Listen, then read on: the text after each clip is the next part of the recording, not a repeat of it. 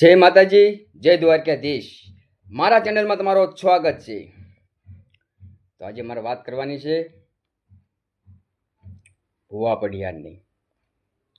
તો મારી નાત ભુવા દાદા, પઢિયા દાદા, બે હાથ જોડીને તમને વિનંતી છે કે વસ્તી તો કદાચ લીમડાના પાન ઝીકી હોય, વસ્તી કદાચ લીમડાના પાન ઝીકી હોય, પણ મારી નાત ભુવો પઢિયાર દેવી પાસે હું લાગણી કરે છે કે મારી વસ્તી તો કદાચ લીમડાના પાન ઝીકી, પણ હું ભુવો અને પઢિયાર કહેવા. આ વિનંતી કરવાની હોય ભુવા પઢિયારને. અને મારી નાચ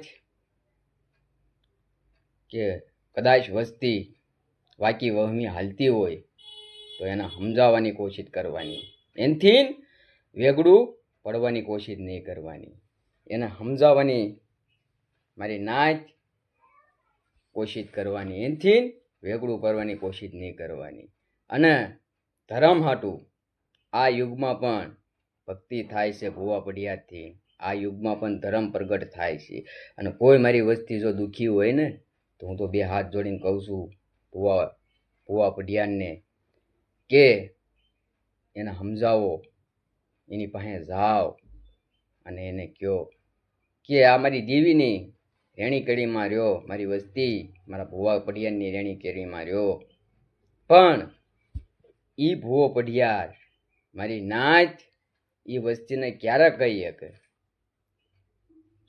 કે દેવી સામું સુરતા હોય, ત્યારે મારી નાચ આ બધા શબ્દ કહી શકે છે.